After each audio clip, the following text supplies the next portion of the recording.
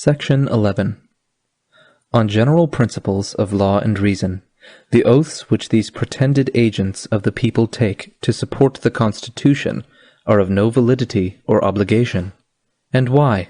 For this, if for no other reason, that is, that they are given to nobody. There is no privity, as the lawyers say, that is, no mutual recognition, consent, and agreement between those who take these oaths and any other persons. If I go upon Boston Common, and in the presence of 100,000 people, men, women, and children, with whom I have no contract on the subject, take an oath that I will enforce upon them the laws of Moses, of Lycurgus, of Solon, of Justinian, or of Alfred, that oath is, on general principles of law and reason, of no obligation. It is of no obligation not merely because it is intrinsically a criminal one, but also because it is given to nobody, and consequently pledges my faith to nobody. It is merely given to the winds.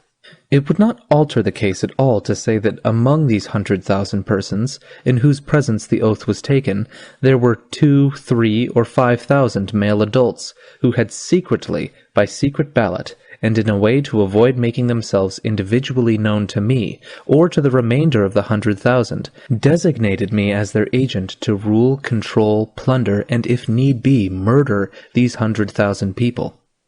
The fact that they had designated me secretly, and in a manner to prevent my knowing them individually, prevents all privity between them and me, and consequently makes it impossible that there can be any contract or pledge of faith on my part towards them. For it is impossible that I can pledge my faith in any legal sense to a man whom I neither know nor have any means of knowing individually. So far as I am concerned, then, these 2, 3, or 5,000 persons are a secret band of robbers and murderers, who have secretly, and in a way to save themselves from all responsibility for my acts, designated me as their agent, and have, through some other agent or pretended agent, made their wishes known to me.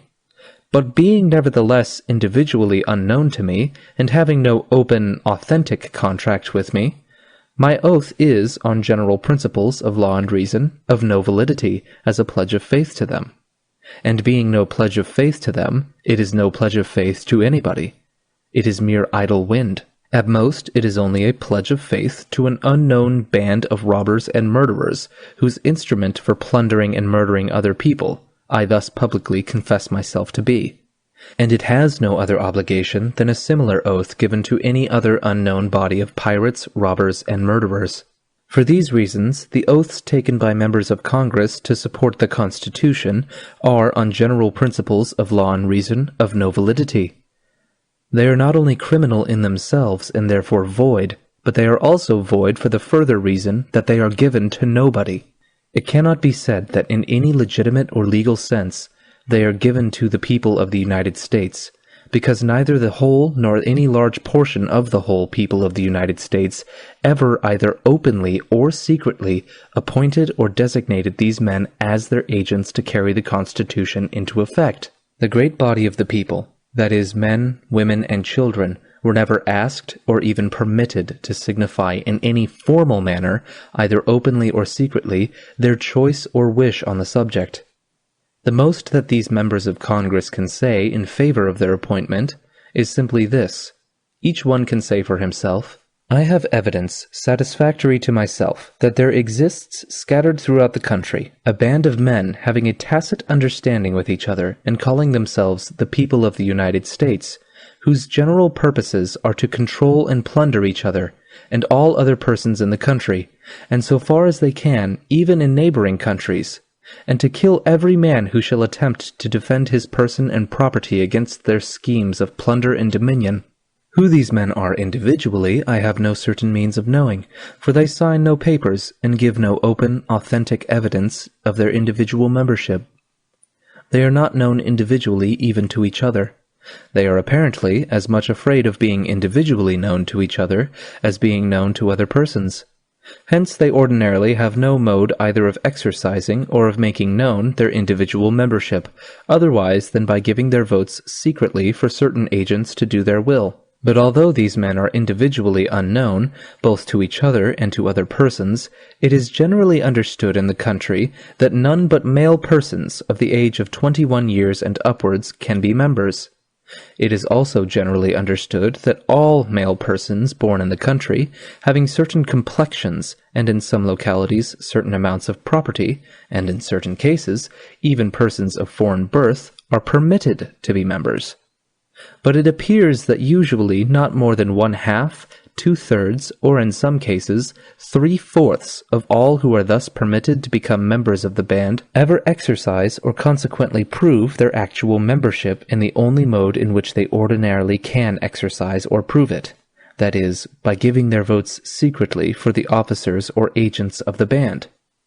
The number of these secret votes, so far as we have any account of them, varies greatly from year to year, thus tending to prove that the band, instead of being a permanent organization, is a merely pro tempore affair with those who choose to act with it for the time being. The gross number of these secret votes, or what purports to be their gross number in different localities, is occasionally published. Whether these reports are accurate or not, we have no means of knowing. It is generally supposed that great frauds are often committed in depositing them.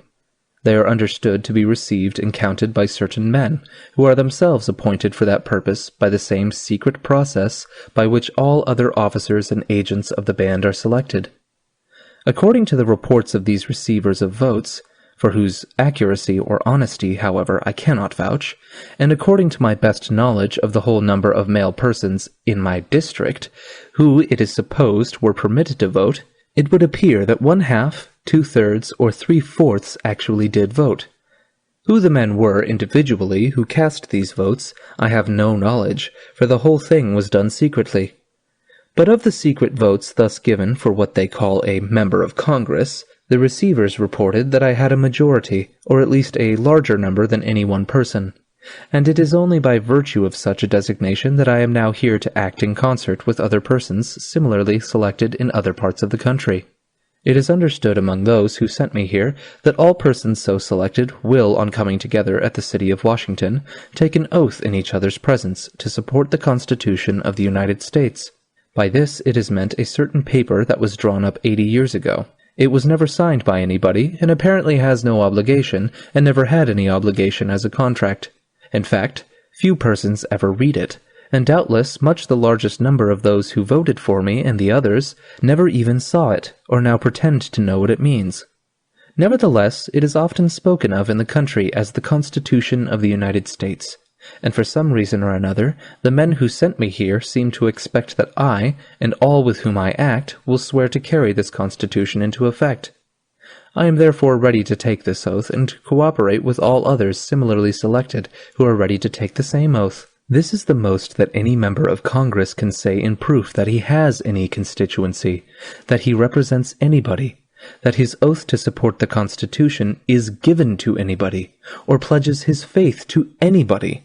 He has no open, written, or other authentic evidence, such as is required in all other cases that he ever was appointed the agent or representative of anybody. He has no written power of attorney from any single individual. He has no such legal knowledge as is required in all other cases by which he can identify a single one of those who pretend to have appointed him to represent them. Of course, his oath, professedly given to them, to support the Constitution, is, on general principles of law and reason, an oath given to nobody. It pledges his faith to nobody. If he fails to fulfill his oath, not a single person can come forward and say to him, "You have betrayed me, or broken faith with me." No one can come forward and say to him, "I appointed you my attorney to act for me. I required you to swear that as my attorney you would support the Constitution. You promised me that you would do so, and have now forfeited the oath you gave me." No single individual can say this. No open, avowed, or responsible association or body of men can come forward and say to him, "We appointed you our attorney to act for us. We required you to swear that as our attorney you would support the Constitution. You promised us that you would do so, and now you have forfeited the oath you gave to us." No open, avowed, or responsible association or body of men can say this to him, because there is no such association or body of men in existence. If anyone should assert that there is such an association, let him prove, if he can, who compose it. Let him produce, if he can, any open, written, or other authentic contract signed or agreed to by these men, forming themselves into an association, making themselves known as such to the world, appointing him as their agent, and making themselves individually or as an association responsible for his acts, done by their authority. Until all this can be shown, no one can say that in any legitimate sense there is any such association, or that he is their agent, or that he ever gave his oath to them, or ever pledged his faith to them. On general principles of law and reason, it would be sufficient answer for him to say to all individuals and all pretended associations of individuals who should accuse him of a breach of faith to them, "I never knew you. Where is your evidence that you, either individually or collectively, ever appointed me your attorney? That you ever required me to swear to you that as your attorney I would support the Constitution, or that I have now broken any faith I ever pledged to you? You may or may not be members of that secret band of robbers and murderers, who act in secret, appoint their agents by secret ballot, who keep themselves individually unknown even to the agents they thus appoint, and who, therefore, cannot claim that they have any agents, or that any of their pretended agents ever gave his oath or pledged his faith to them. I repudiate you altogether. My oath was given to others with whom you have nothing to do, or it was idle wind given only to the idle winds. Begone.